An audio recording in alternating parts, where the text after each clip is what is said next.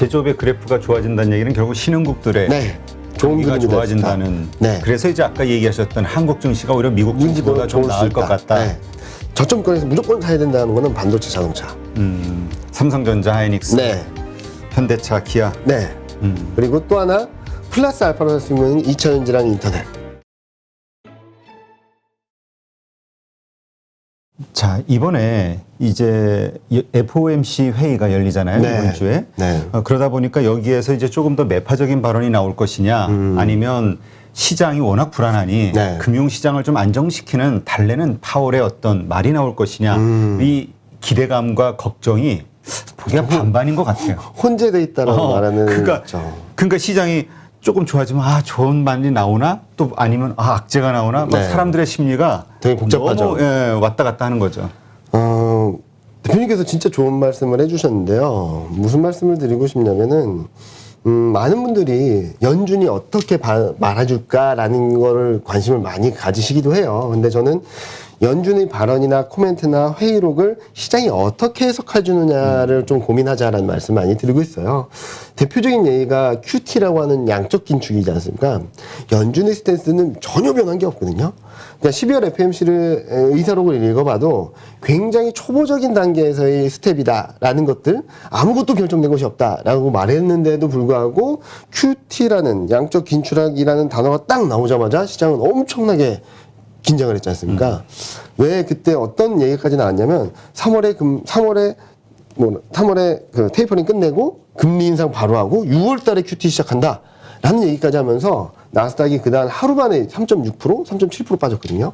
그런데 파월 연준장이 청문회 나와서 자기의 스탠스를 그대로 말해줬어요. 아무것도 결정된 거 없고 고려한다면 연말쯤 하지 않을까 그랬더니 연말쯤 한대 하면서 시장이 팍 튀어올랐거든요.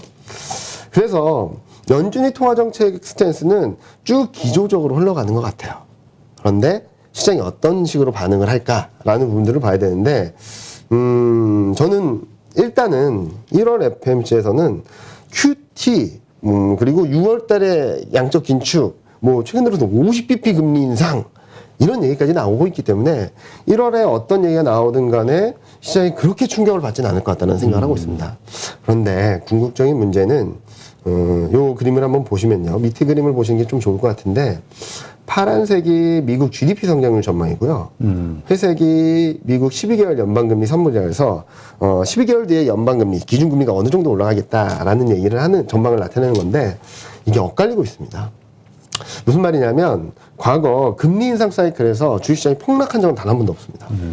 왜냐하면 금리 인상이 전개되는 동안에는 경기가 뒷받침돼 줬거든요. 그렇죠. 금리 인상한데 괜찮아. 경기가 버텨줄 거야. 경기가 좋으니까 금리 인상하지. 이런 핑퐁 게임을 했었어요. 그러니까 서로 긍정적인 영향을 미치면서 시장이 올라갔고요. 반대로 경기가 불안할 때는 어떤 흐름이었냐면 경기가 불안해 어떡하지? 그러니까 괜찮아. 통화정책 완화적으로 갈 거야. 금리 인상 늦춰줄 거야. 금리 인상 2번 한다는 거 한 번밖에 안 할걸? 이런 식으로 가면서 시장이 안정을 찾았거든요. 근데 지금은 경기에 대한 불안감들은 커지는데 통화정책은 더 매파적으로 가고 있다는 거죠. 자, 그러면은 궁극적인 변화가 나오기 위해서는 이 둘 간의 격차가 더 확대될 것인가, 아니면 더 이렇게 좁혀질 것인가, 라는 것들을 봐야 되는데, 저는 당분간 확대될 수밖에 없다. 왜냐면은 그동안에는 연방금리 선물, 통화정책에 대한 매파적인 스텝에 의해서 시장이 이렇게 격차가 벌어졌다면, 지금부터는 경기에 대한 불안감들이 특히 기대감이 높았던 물류 대란 완화될 거야. 그리고 소비는 계속 좋을 거야. 라는 기대감들이 좀 현실적인 부분들을 반영을 해나가면서 그리고 또 하나는 고용 지표들을 좀 확인하면서 좀 눈높이를 낮춰가지 않을까라는 생각을 하고 있어서요. 1월 FMC 회의 전후로 해서는 더 불안한 기운들은 보여주지 않겠지만 궁극적으로는 통화정책과 경기 흐름 간의 방향성이 이렇게 좀 엇갈리는 흐름들이 둘 간의 격차가 벌어지는 것들이 언제쯤 좁혀질까가 최대 관건이다라고 말씀을 드리고 있습니다. 네. 그러니까 이제 우리가 금리 인상 과거에 그 얘기를 많이 하잖아요. 네. 금리 인상했을 때 주가가 오히려 상승을 했다. 맞아요. 한 번도 떨어진 적이 없다. 근데 이제 이런 얘기 하시는 분은 있어요. 그때는 주가가 좀 정상적인 상황이었고 네. 근데 지금은 2020년, 21년 어쨌든 상당히 많이 올라온 고점에서의 상황 아니냐. 네. 그러니 지금은 내려갈 수밖에 비싸다는 이유 하나로 네. 이게 상황이 달라질 수 있는 거 아니냐 이렇게 보는 분도 있거든요. 그런데 어떻게 본다면은 그만큼 경기 성장이라든지 경기 모멘텀이 좋았던 건 맞아요. 무슨 말씀을 드리고 싶냐면 미국 소비가 코로나19 이전 수준보다 20-30% 올라왔습니다. 이 돈의 힘이라고도 볼 수 있겠지만 일단은 올라온 레벨이거든요. 그리고 앞으로도 기대할 것들이 굉장히 많습니다. 무슨 말씀을 드리냐면 일단은 미국 쪽에서는 재고 축적 수요를 기대할 수 있겠고요. 그리고 유럽 쪽에서는 요 그림 보면서 말씀을 드릴 수 있을 것 같아요. 위에 왼쪽은 미국의 재고율입니다. 코로나19 이전 수준의 평균은 1.4였어요. 코로나19 충격 당시는 1.2였습니다. 그리고 공급망 병목 현상이 심해지면서 나타난 충격으로 인해서 1.05까지 떨어졌었거든요. 그 말이 무슨 말이냐면 판매되는 거 대비 재고가 5%, 8%, 10%도 안 된다는 얘기입니다, 지금. 자, 그러면은 이게 왜 안 늘어나니? 물류가 안 도니까 재고를 쌓을 수가 없었던 거죠. 자, 그럼 물류가 풀리게 된다면 재고를 쌓을 것이고 재고를 쌓는 만큼 정상화되기 위해서 많은 상점에서 주문을 하겠죠. 근데 아직까지는 그런 모습들을 뚜렷하게 보여주지 않고 있습니다. 왜냐하면 주문을 해봤자 오질 않으니까.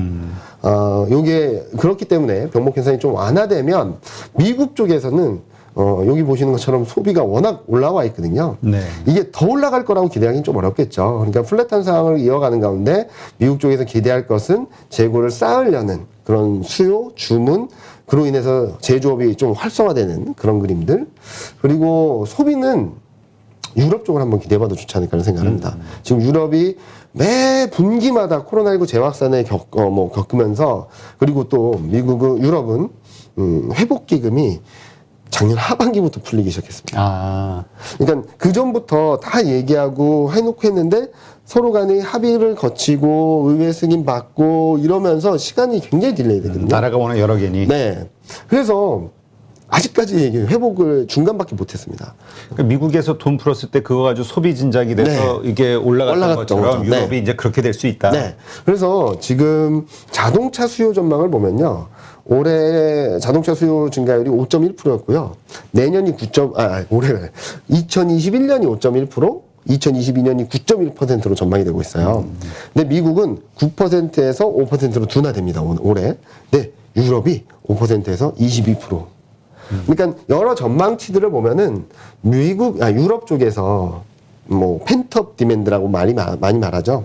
억눌렸던 수요가 팍 폭발하는 그런 것들을 기대하고 있어서 미국은 재고 축적 수요, 유럽은 소비 진작 이렇게 본다면 2021년에 뭐 미국이 일방적으로 끌고 왔던 경기 흐름보다는 조금 안정적인 상승, 성장 그런 것들을 기대할 수 있지 않을까라는 생각을 하고 그렇게 본다면은 소비 쪽이 워낙 많이 올랐다가 멈춰버린 상황이라면 덜 올라온 제조업 쪽이 2022년에는 조금 더 이런 소비를 좀 따라잡는 그런 그림을 보여주지 않을까라는 생각을 하고 있습니다. 제조업의 그래프가 좋아진다는 얘기는 결국 신흥국들의 좋은 경기가 그림이 좋아진다는. 네. 그래서 이제 아까 얘기하셨던 한국 증시가 오히려 미국 증시보다 좀 나을 것 같다. 올해. 그리고 또 하나 보여드리면은 요 그림인데요.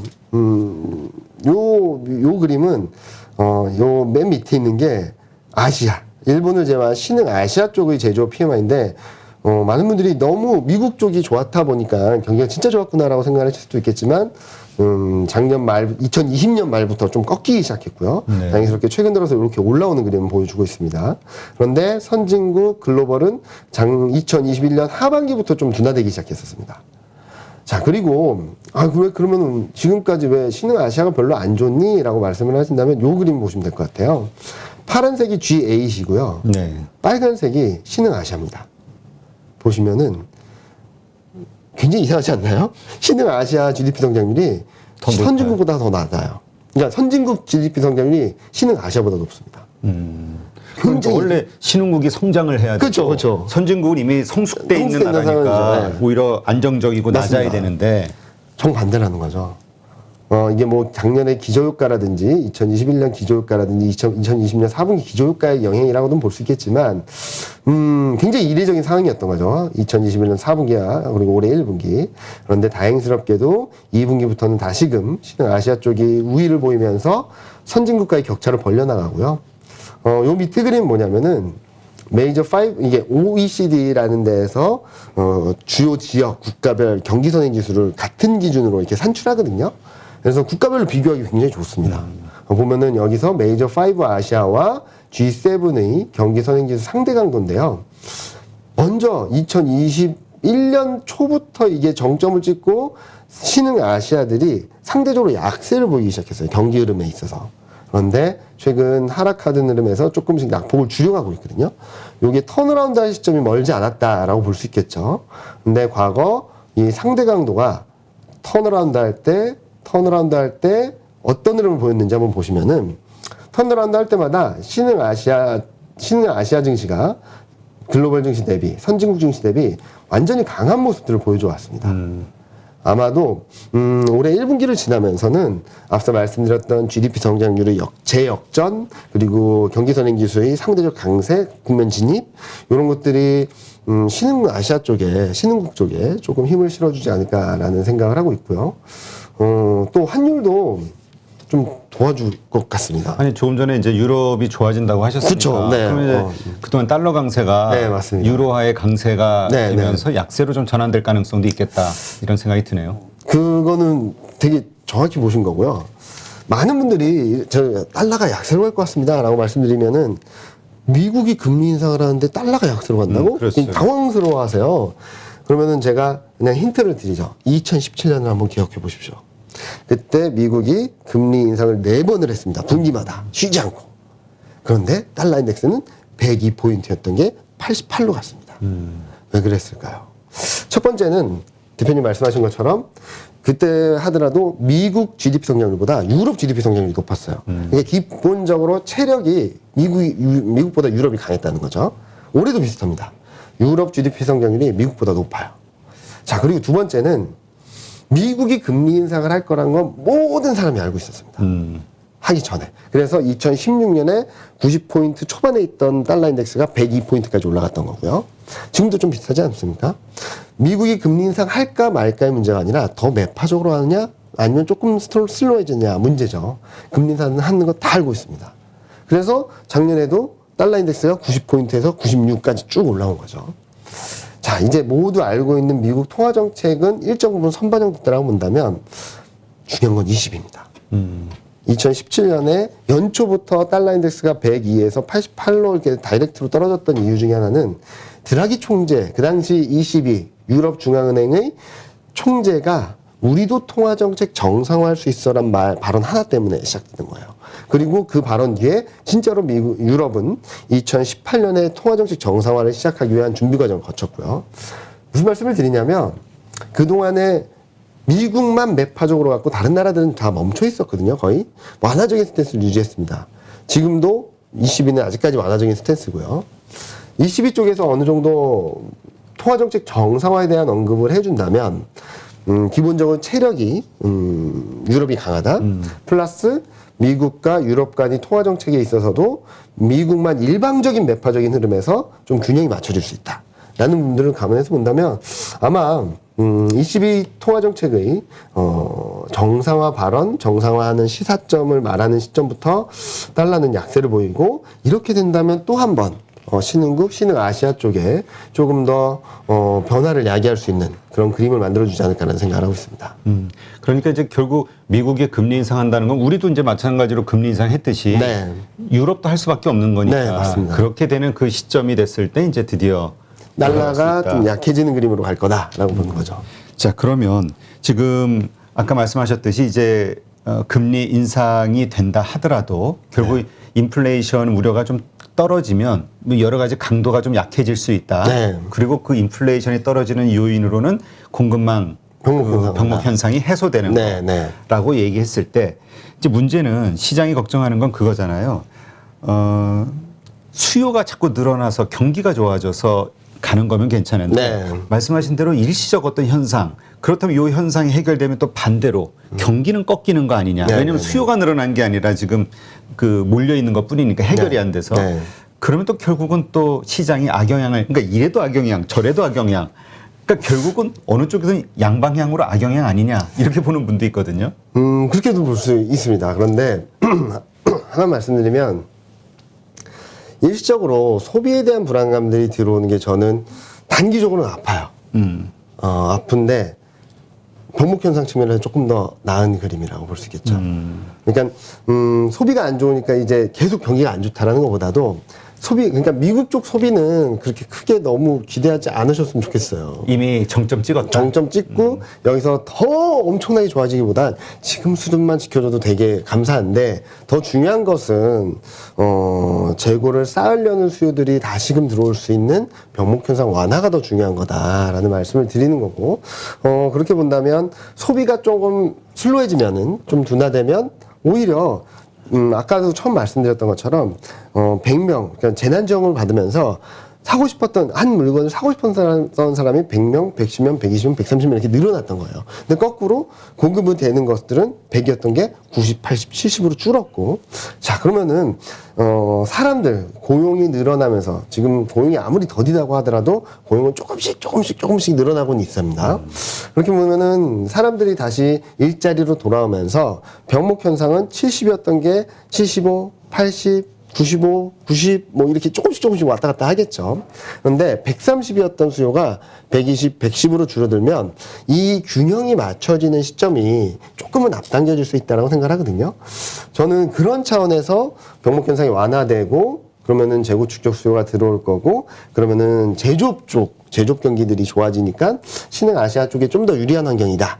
소비가 확 늘어나지 않는다면 미국 증시 자체가 2021년처럼 굉장히 세게 올라가기 좀 어렵지 않을까라는 생각을 하는 거고요. 자, 소비는 유럽 쪽을 보자.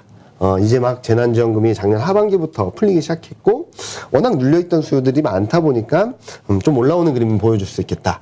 그러면은 소비는 유럽 쪽, 그리고 재고 축적 수요는 미국 쪽, 그리고 밸류 체인에 있어서 성장을 조금 더 성장 쪽에 힘을 실어줄 수 있는 중국 쪽, 이런 변수들이 2021년에는 최악의 상황을 거쳐왔다면 지금은 조금씩 회복되지 않을까. 다만 코로나19 상황이란 것들 때문에 이 좋아질 수 있는 개선되는 시점이 조금 더 지연될 수밖에 없는 상황이고 그러니까 코로나19만 없었다면 작년 말 올해 초부터 좋아질 수도 있었을 것 같아요. 그런데 기대했던 그러니까 주식시장 원래 그렇지 않습니까?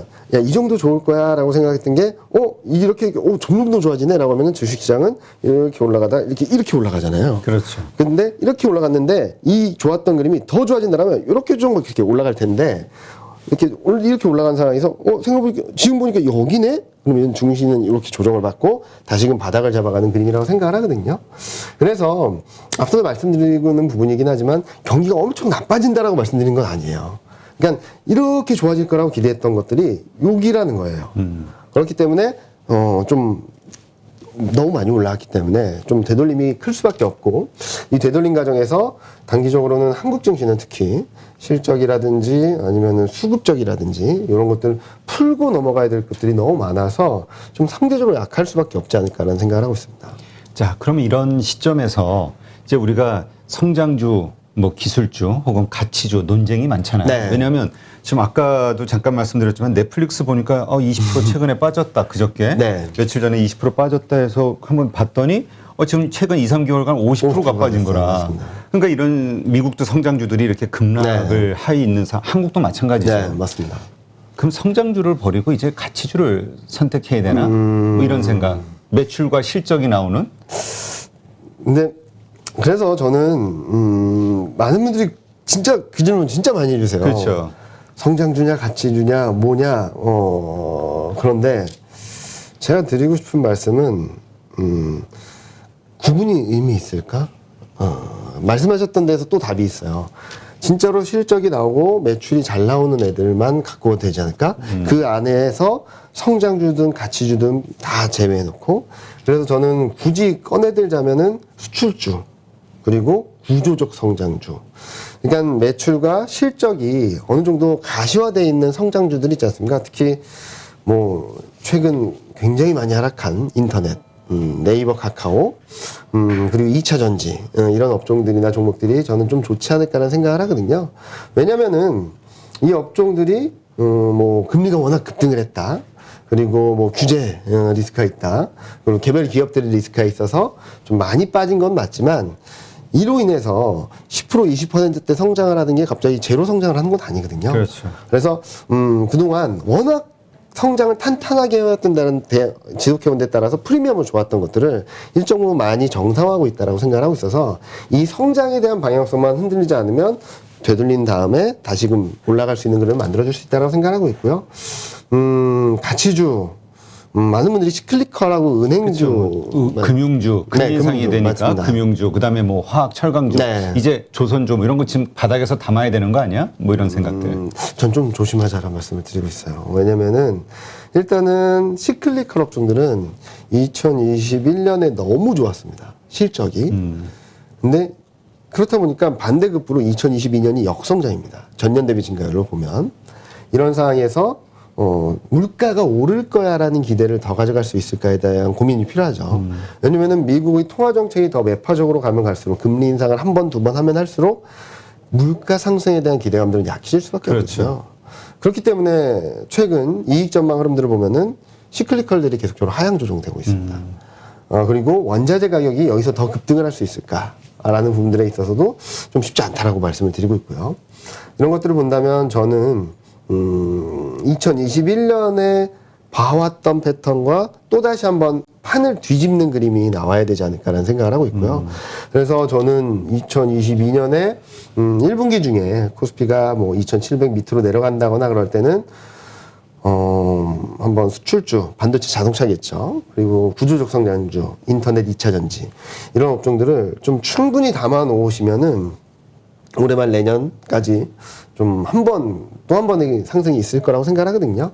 자, 1년, 뭐 2020년 3월부터 2021년 6월까지 1년 3개월 동안 거의 쉬지 않고 올라왔습니다. 그렇죠. 그러다가 지금 6월부터 지금 2월, 그러니까 1월, 2월까지, 그렇게 본다면 7, 8개월, 좀 길면 9개월 정도 조정을 받고 있는 거죠. 자, 그러면은 1년 3개월 동안 올라온 거의 충분한 중기 조정이 있었다라고 볼 수 있을 것 같아요. 그럼 그 다음 상승은 단기 기술적 반등? 그건 아니라고 생각합니다. 추세적인 상승, 추세적인 하락, 그 다음에 추세적인 상승이 나올 수 있거든요. 이때 움직일 수 있는 것들이 저는, 앞서 말씀드렸던 제조, 그리고 성장주 중에서도 구조적으로 꾸준히 이익을 낼 수 있는 그런 업종들, 뭐 기대감에 올라간다라기보다는 꾸준히 기업 이익을 내고 있고 지금까지 내왔고 앞으로 낼 수 있는 업종들이나 종목들을 바라보시는 게 조금 더 유리하지 않을까라는 생각을 하고 있습니다. 그런 섹터를 그러니까 너무 좀 우리가 좀 추리하기가 좀 어려워서 네. 그런 섹터로 보시는 데가 어디예요? 구조적으로 성장하고 있는 섹터. 인터넷이죠, 인터넷. 아, 지금 네이버, 카카오 지금 상당히 네네. 안 좋잖아요. 네. 그러면 사야 된다. 차라리 이 조정이 끝나고 다시 반등이 시작할 때는 오히려 이쪽에서 네. 반등이 시작이 될 것이다. 시작은 그쪽일 수 있다라고 생각을 하고 있고요. 일단 좀 정리를 드리면은 제가 제일 저점권에서 무조건 사야 된다는 거는 반도체 자동차. 삼성전자, 하이닉스, 네. 현대차, 기아. 네. 형님들, 큰 친구들. 그 친구들이 끌고 갈 것 같습니다. 그리고 또 하나, 플러스 알파로 할 수 있는 2차전지랑 인터넷. 얘네들은 뭐 금리를 올린다, 내린다 할 때마다 출렁일 수밖에 없겠지만, 그렇죠. 성장에 대한 부분들은 충분히 평가해 줄 만한 업종들이고, 밸류에이션도 충분히 낮아진 상황이거든요. 낮아졌다라기보다는 정상화되었다. 프리미엄을 받았던 걸 많이 되돌렸다라고 볼 수 있거든요. 그래서 저는 수출주와 구조적인 성장주, 반도체, 자동차, 인터넷 2차전지 두 개의 축으로 가져가야 된다라는 말씀을 드리고 있고요. 자, 그럼 어떻게 흘러갈 것인가? 아마 반도체하고 자동차가 지수 흐름을 쭉쭉 끌고 갈 수 있다고 생각합니다. 이 안에서 플러스 알파 좀 슬로우, 플러스 알파 슬로우는 저는 2차전지하고 인터넷이 만들어줄 수 있다고 생각을 하고 있고요. 몇 개 안 되네 업종이. 그리고 대형주가 간다는 얘기야? 라고 말씀을 하시는데 저는 그렇게 갈 것 같아요. 그리고 앞서 말씀드렸던 글로벌 매크로 환경이나 외환 시장의 환경을 보면은 외국인 수급이 중요하거든요. 그렇죠. 외국인이 들어올 때마다 시장은 대형주가 같습니다. 그리고 또 하나 2017년 계속적으로 2017년도 많이 말씀드리는데요. 환율 환경 원달러 환율이나 달러 환경도 그렇지만 반도체 사이클도 좀 비슷합니다. 2017년에도 제가 2016년 말에 2017년을 전망을 하면서 이번 사이클은 반도체 그리고 이 IT가 굉장히 좋을 것 같다라고 말씀을 드렸었는데 대부분 애널리스트 분들은 에이 반도체 업황이 개선되는 건 맞지만 그 정도는 아니야 라는 말씀들을 많이 하셨거든요. 근데 시간이 지나가면 갈수록 좋다, 사이클이 턴한다, 빠르게 올라오고 있다, 빅 사이클이다, 슈퍼 사이클이다 이러면서 막 날아갔거든요. 그때 반도체 업종이 시장을 다 끌어갔습니다. 그런 흐름들이 이번에는 다행스럽게도 시가총액 상위, 최상위 종목에 반도체, 자동차, 2차전지, 인터넷 고르게 포진돼 있거든요. 이 업종들이 탑10 안에 들어있는 업종들이나 종목들이 시장을 든든하게 이끌어가지 않을까라는 생각을 하고 있어서 저는 중소형주 투자하시는 분들도 그러니까 중소형주 위주로 투자하시는 분들도 그쪽에서 잘하시면은 저도 뭐 특별히 드릴 말씀은 없겠지만 그래도 좀 일부 대형주는 꼭 가져가시자. 그래야지 좀 시장 안정성이나 시장 방향성을 따라갈 수 있다는 말씀 많이 드리고 있습니다. 네. 하여튼 좀 네이버, 카카오 워낙 지금 상황이 안 좋으니까 그 힘들어 하시는데 좀 가지신 분들은 위로가 좀 되겠네요. 저는 반도체는 크게 더 떨어질 것 같진 않아요. 지금 현재 수준에서 더 많이 엄청 떨어져봤자 5% 전후. 인터넷도 좀 비슷하고요. 이렇게 본다면 투자하시는 분들 입장에서는 판단을 하실 수도 있겠죠. 자, 그러면 이 정도에서 그래 추가 5% 하락이라면 내가 버틸 수 있을까?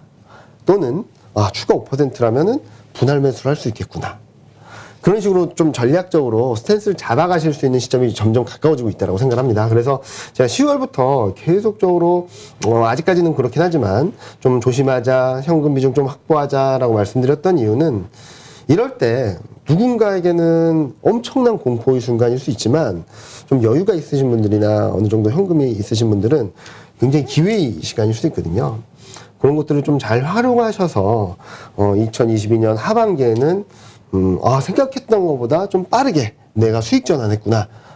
그리고 그 이후의 흐름들에 있어서도 상승폭이 크구나. 라는 것들을 좀 경험하실 수 있지 않을까라는 예상을 하고 있습니다. 네. 하여튼 올 상반기까지는 좀 쉽지 않은 어려운 뭐 1분기까지는 그러겠지만 어쨌건 하반기로 갈수록 시장은 좀 좋아질 것이고 그 반격의 선봉장들은 자동차와 인터넷, 반도체. 네. 2차 전지까지. 2차 전지. 네. 2차 전지라는 건 소재가 아니고 배터리 완성 세트 업체라고 말씀드리고 있습니다. 네. 알겠습니다. 하여튼 일단 지금 시장이 워낙 힘들다 보니까 그 여러 가지 비관적인 생각하시면 이제 다 끝난 거 아니야? 다시 코로나 이전 시점으로 돌아가는 거 아니야? 이런 생각하시는 분도 많은데 어쨌건 이경민 팀장님은 하반기는 좀 좋아질 수 있다. 긍정적으로 보시니까 요거 잘 참고하셔서 어떻게 전략을 세울지 고민하시기 바랍니다. 네, 오늘도 이렇게 좋은 인사이트 함께 해주셔서 고맙습니다. 네, 감사합니다.